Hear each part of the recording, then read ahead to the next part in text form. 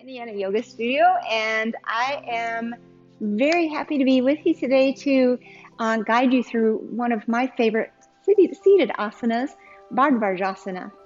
We're going to look at several different variations of Bhardvarjasana, working our way up from A to, I believe there's a total of 3 or 4 different variations. But what's most important is not so much to memorize the different variations and know the cues in the mind. I mean, it's important, but to feel it in your body is probably one of the most important aspects of your practice to becoming a good teacher.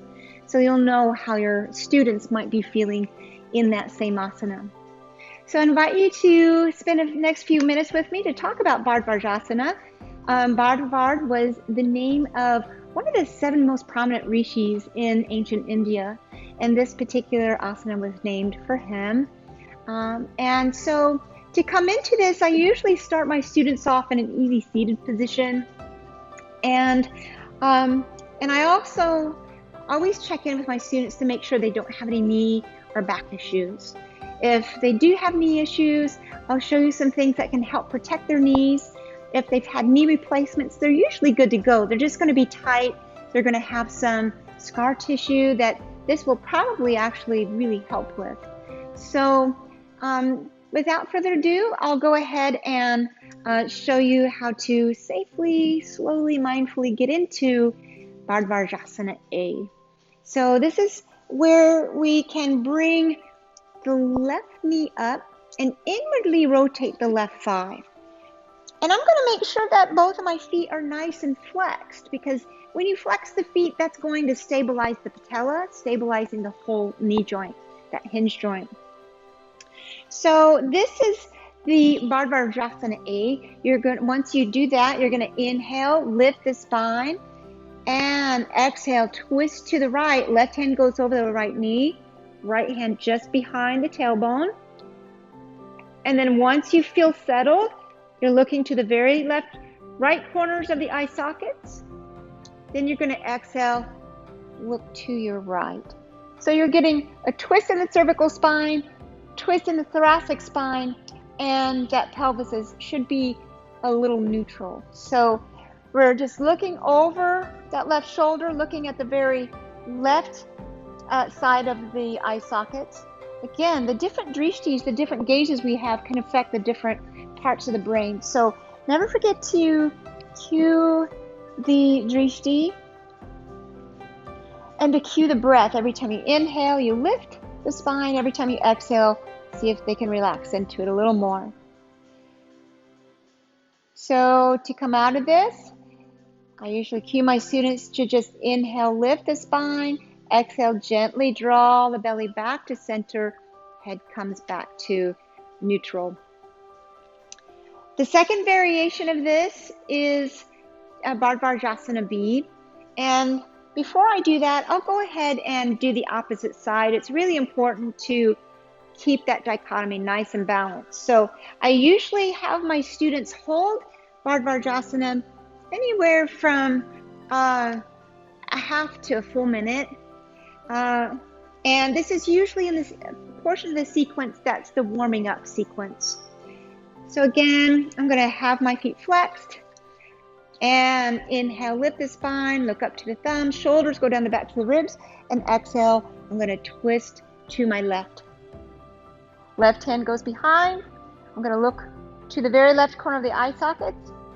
And it's going to be normal that opposite sitting bone is going to be a few inches up off of the floor. So if a student asks you that, that's normal. You don't have to press it down. And then on an exhale, you can draw the gaze over that right shoulder. Look to the very right corner of the eye socket, and just take in a few deep breaths here. Now, I tend to forget about the hand, and I forgot to tell you about this on the other side. So that the top of the hand that's underneath here, it's supposed to be opening up the carpal tunnel area, so you're kind of tucking it underneath there. Some people's arms may not be long enough to do this. Some people's humerus bones are shorter than others, And if that's the case, that's okay if it's up here. It's just another nice little aspect to the asana that can give you even more bang for your buck, so to speak. So I'm going to inhale my belly back to center, nice and gently, and we'll begin to go over a little bit more deeper aspect of this asana by including some binds. So to bind Bhardvarjasana, you'll want to have a strap close by, maybe a block. So I'm going to again begin in the typical deer pose, inwardly rotating that left thigh. And then I'm going to just grab that right ankle and gently place it on top of the left thigh. And I'll let people feel this out. Maybe they may have to sit up and back down to get a nice feel for this. I find it helpful to tuck the toes under for this bind. So you should have nice healthy knees. Some people may be in the process of healing in their knees. So again, really encourage your students to not go beyond their edge. The 3 rules of not going beyond their edge include not feeling any tingling, numbness, or pain. The worst is tingling and numbness because that's when you're getting into the nerve damage. Pain, not so bad.